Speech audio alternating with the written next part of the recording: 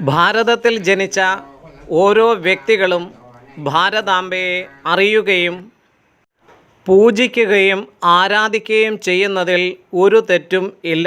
കാരണം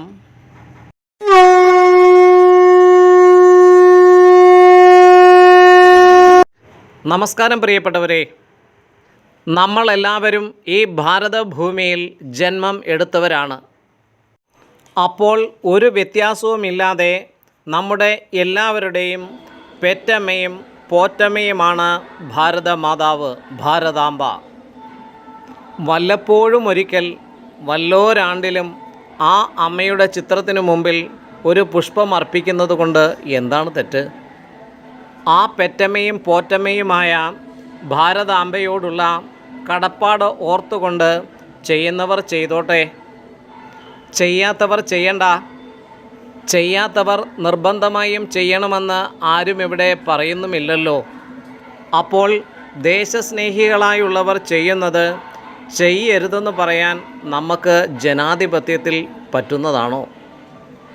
എല്ലാവർക്കും എല്ലാ അഭിപ്രായങ്ങൾ പറയാനും ചെയ്യാനും പൂർണ്ണ സ്വാതന്ത്ര്യം കൊടുത്തിരിക്കുന്ന ലോകത്തിലെ ഒരേ ഒരു ജനാധിപത്യ രാജ്യമാണ് നമ്മുടെ ഭാരതമെന്നും നമ്മളെല്ലാവരും ഓർക്കണം. അതുതന്നെയാണ് യുഗയുഗാന്തരങ്ങളായി ഭാരതാംബയുടെ മഹത്വമെന്നും നമ്മൾ തിരിച്ചറിയണം. നമ്മൾ സ്വദേശീയമായും വിദേശീയമായും വന്നിട്ടുള്ളതിനെ ഒക്കെയും സ്വീകരിച്ചിട്ടുള്ള ഒരേ ഒരു നാടാണ്. അത് ഏത് മതമായാലും ഏത് രാഷ്ട്രീയമായാലും അത് ഭാരതത്തിൻ്റെ ചരിത്രമെടുത്ത് പഠിക്കുമ്പോൾ നമ്മൾക്ക് മനസ്സിലാകും. വ്യാപാരത്തിനെന്ന് പറഞ്ഞ് കടൽ കടന്നു വന്ന വൈദേശിക ശക്തികൾ നമ്മളെ ആക്രമിച്ച് സമ്പത്തെല്ലാം തട്ടിയെടുത്ത് അടിമകളാക്കി നൂറ്റാണ്ടുകളോളം നമ്മളെ ഭരിച്ച ഒരേ ഒരു നാട് ഈ ഭാരതമാണെന്നും ഓർക്കണം. അവരുടെ പിൻഗാമികളെ സഹോദരങ്ങളെ പോലെ കരുതി സ്നേഹിക്കുകയും സംരക്ഷിക്കുകയും എല്ലാ സ്വാതന്ത്ര്യവും സ്ഥാനമാനങ്ങളും കൊടുത്ത് സംരക്ഷിക്കുന്ന ഒരേ ഒരു നാട് ഈ ഭാരതം തന്നെയാണ്. ഈ ഭാരതത്തിൽ ഏതു മതക്കാർക്കും ഏതു രാഷ്ട്രീയക്കാർക്കും പൂർണ്ണ സ്വാതന്ത്ര്യമാണ് കൊടുത്തിരിക്കുന്നതെന്നും നമ്മൾ ചിന്തിക്കണം. അതാണ് നമ്മുടെ ബഹുസ്വരതയും മതനിരപേക്ഷയും എന്നൊക്കെ പറയുന്നത്. ഇത്രമാത്രം സ്വാതന്ത്ര്യം ലോകത്ത് ഒരു രാജ്യത്തുമില്ലെന്നും നമ്മൾ ചിന്തിക്കണം. ഞാൻ നേരത്തെ പറഞ്ഞ പെറ്റമ്മയും പോറ്റമ്മയും എന്താണെന്നുള്ളത് കൂടി കുറച്ച് വിശദമാക്കാം. പെറ്റമ്മ എന്നാൽ നമ്മൾക്കും നമ്മുടെ അച്ഛനും അമ്മയ്ക്കും മാത്രമല്ല നമ്മുടെ പിതൃപിതാമഹന്മാർക്കും ജന്മം നൽകിയത് ഈ ഭാരതാംബയാണ്. നമ്മുടെ പൊക്കിൾക്കൊടി വീണത് ഈ മണ്ണിലാണ്. ഈ മണ്ണിലാണ് നമ്മൾ ഇഴഞ്ഞ് നടന്ന് കളിച്ചത്. ഈ മണ്ണിലാണ് നമ്മൾ ഓടി നടന്ന് വളർന്നത്. ഈ ഭാരതാംബ, ഈ മണ്ണ് നമ്മളോട് ഒരിക്കലും ഒരു വേറുകൃത്യവും കാണിച്ചിട്ടില്ലല്ലോ. അതാണ് ഭാരതാംബയായ പെറ്റമ്മയുടെ മഹത്വം. ഇനി പോറ്റമ്മയെന്ന് പറഞ്ഞാൽ എന്താണെന്ന് കൂടി ഓർക്കാം. ആ വാക്കിൽ തന്നെ അർത്ഥമുണ്ട്. നമ്മളെ തീറ്റിപ്പോറ്റി വളർത്തിയത് ഈ ഭാരതാംബ തന്നെയാണ്. അതാണ് പോറ്റമ്മ. അമ്മയുടെ മുലപ്പാല് കഴിഞ്ഞ് പിന്നെയും നമ്മൾക്ക് പാല് തന്നു പോറ്റിയ ഗോമാതാക്കളായ പശുക്കൾ മേഞ്ഞു നടക്കുന്ന ഭാരതാംബ. ഒന്ന് ഓർത്തു നോക്കൂ. കുട്ടിക്കാലത്ത് ഭക്ഷണത്തിന് വാശി പിടിച്ച് കരയുമ്പോൾ നമ്മൾക്കിഷ്ടപ്പെട്ട രുചിയേറുന്ന ഭക്ഷണ പദാർത്ഥങ്ങൾ ഈ ഭാരതാംബയുടെ വിരിമാറിൽ വിരിഞ്ഞതാണെന്ന്, ഉണ്ടായതാണെന്ന്, വിളഞ്ഞതാണെന്ന് നമ്മൾ ചിന്തിക്കണം. അത് നമ്മൾ 3 നേരം കഴിക്കുന്ന അരിയാഹാരമായാലും മറ്റ് എന്തായാലും ഈ ഭാരതാംബയിൽ വിളഞ്ഞതാണ്.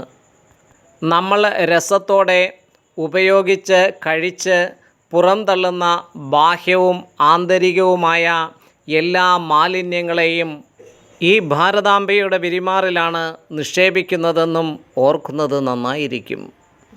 ഒരു പരിഭവവും ഒരു പരാതിയും ഒരു വേറുകൃത്യവുമില്ലാതെ ഈ മാലിന്യങ്ങളെയെല്ലാം ഭാരതാംബ സ്വീകരിക്കുന്നില്ലേ? ചിന്തിക്കുക.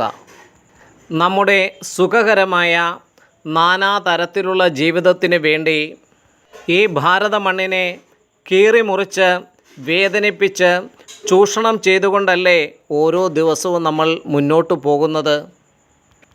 പകരം എന്ത് തിരിച്ച് ഈ ഭാരതാംബയ്ക്ക് പ്രതിഫലമായി നമ്മൾ മടക്കി കൊടുക്കുന്നു? ചിന്തിക്കുക. ഒന്നും തിരിച്ചു നൽകാഞ്ഞിട്ടും വിശ്വഗുരുവായ ഈ ഭാരതാംബ നമ്മളെ ഇന്നും സംരക്ഷിക്കുന്നില്ലയോ? സ്വാമി വിവേകാനന്ദൻ പറഞ്ഞ വാക്കുകളാണ് ഈ ഘട്ടത്തിൽ ഓർമ്മ വരുന്നത്. നമ്മുടെ എല്ലാ ആരാധനാലയങ്ങളിലും വീടുകളിലും ഭാരതാംബയുടെ ചിത്രം വെച്ച് പൂജിക്കണം. എന്നാലേ ദേശസ്നേഹവും രാഷ്ട്രബോധവും സംസ്കാരവും ഉണ്ടാക്കുകയുള്ളൂ എന്ന്. ആയിരത്താണ്ടടിമകളായി കിടന്ന ജനത ഭാരതത്തിന് സ്വാതന്ത്ര്യം വേണ്ടേ എന്ന് സ്വാമിജിയോട് ചോദിച്ചപ്പോൾ സ്വാമി വിവേകാനന്ദൻ്റെ മറുപടിയായിരുന്നു ഇത്. സ്വന്തം സംസ്കാര സ്നേഹവും രാഷ്ട്രബോധവും ഉള്ളവർക്ക് മാത്രമേ സ്വാതന്ത്ര്യ സമരത്തിൽ യഥാർത്ഥത്തിൽ പോരാടാൻ സാധിക്കുകയുള്ളൂ എന്നാണ് സ്വാമി വിവേകാനന്ദൻ അവിടെ പറഞ്ഞത്. സ്വാമിജിയുടെ ആ വാക്കുകൾ ഇന്നും ചിന്തനീയം തന്നെയാണ്. കാരണം നമ്മുടെ ചിന്തയിലും സംസാരത്തിലും പ്രവൃത്തിയിലും എത്രമാത്രം സംസ്കാര സ്നേഹവും രാഷ്ട്രബോധവും ഉണ്ടെന്ന് ഓരോ വ്യക്തിയും ചിന്തിക്കേണ്ട കാലഘട്ടം കൂടിയാണിത്. രാഷ്ട്രമുണ്ടെങ്കിലേ രാഷ്ട്രീയമുള്ളൂ, എന്തുമുള്ളൂ. അപ്പോൾ ഭാരതത്തിൻ്റെ നിലനിൽപ്പാണ് ഓരോ ഭാരതീയനും എന്ന തലത്തിൽ നമ്മൾ ചിന്തിക്കേണ്ടത്.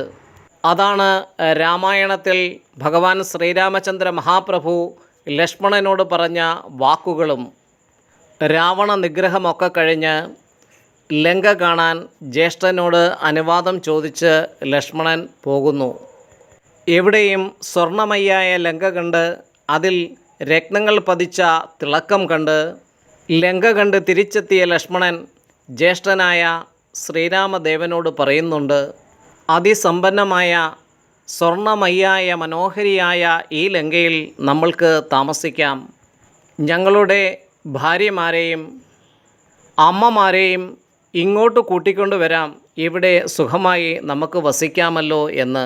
അന്നേരം ഒരു ചെറു പുഞ്ചിരിയോടെ ലക്ഷ്മണൻ്റെ മുഖത്തു നോക്കി ശ്രീരാമദേവൻ പറഞ്ഞ വാക്കുകൾ ഇന്ന് നമ്മൾ ഓരോരുത്തരും ചിന്തിക്കുന്നത് ആണ് താനും. ജനനി ജന്മഭൂമിച്ച സ്വർഗാദപി ഗരീയസി. അല്ലയോ അനുജ, പെറ്റമ്മയും പിറന്ന മണ്ണും നമ്മൾക്ക് മറ്റെന്തിനേക്കാളും വിലപ്പെട്ടതാണ് എന്ന് രാമൻ പറയുകയാണ്. നമ്മുടെ രാജ്യത്ത് പല പ്രശ്നങ്ങളും ബുദ്ധിമുട്ടുകളും ദുരിതങ്ങളും ദാരിദ്ര്യവും ഒക്കെയുണ്ടാവാം. എന്നാലും ഈ ലോകത്ത് മറ്റെന്തിനേക്കാളും പ്രിയപ്പെട്ടതാണ് നമ്മുടെ ജന്മനാട് എന്നാണ് രാമൻ ലക്ഷ്മണനോട് ഉപദേശിക്കുന്നത്. നിങ്ങളൊന്നോർത്തു നോക്കൂ, നമ്മുടെ വീട്ടിൽ എന്തെല്ലാം പ്രശ്നങ്ങളുണ്ടെങ്കിലും നമ്മൾ ആ വീട്ടിൽ കഴിയില്ലേ? അതുപോലെ തന്നെയാണ് നമ്മുടെ നാടും. മതവും ജാതിയും വർണ്ണവുമൊക്കെ മനുഷ്യനുണ്ടാക്കിയതാണ്. രാഷ്ട്രീയവും അതുപോലെ തന്നെ. ഇതിലെല്ലാത്തിലും ഉപരിയാണ് രാഷ്ട്രമെന്ന ചിന്ത നമ്മളിൽ എല്ലാവരിലും ഉണ്ടാവട്ടെ. ലോകാ സമസ്ത സുഖിനോ ഭവന്തു എന്ന് പറയുന്ന ഒരേ ഒരു നാട് ഈ ഭാരതം തന്നെയാണ്. എനിക്കും എൻ്റെ കൂടെയുള്ളവർക്കും മാത്രം സുഖം ഭവിക്കട്ടെ എന്ന് നമ്മൾ പറയാറില്ല. നമ്മളെ ഭരിച്ചവനും ഉപദ്രവിച്ചവനും വേദനിപ്പിച്ചവനും വരെ സുഖം ഭവിക്കട്ടെ എന്ന ശ്രേഷ്ഠമായ സങ്കല്പമാണ് ഭാരതത്തിനുള്ളത്. ആ മഹത്വം കൊണ്ടാണ് അനാദിയായി ഈ ലോകത്ത് വിവിധങ്ങളായിട്ടുള്ള മതങ്ങളും സംസ്കാരങ്ങളും രാഷ്ട്രീയവുമൊക്കെ ഉണ്ടായി നിലനിന്ന് നശിച്ച് പോയിട്ടും ഭാരതത്തിലെ ഈ സനാതനധർമ്മം ഇന്നും നിലനിൽക്കാൻ കാരണം ഇതിൻ്റെ ഒരു വിശാലതയും സ്വാതന്ത്ര്യവുമാണെന്ന് നമ്മൾ തിരിച്ചറിയണം. അവിടെയാണ് ഭാരതാംബയുടെ മഹത്വം.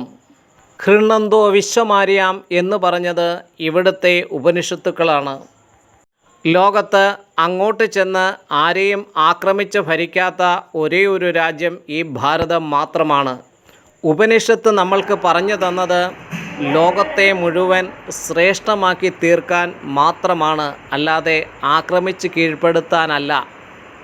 ഭാരതമെന്ന വാക്കിന് അർത്ഥം തന്നെ അറിവിൽ, പ്രകാശത്തിൽ, ബ്രഹ്മത്തിൽ അഭിരമിക്കുന്നവർ എന്നു തന്നെയാണ്.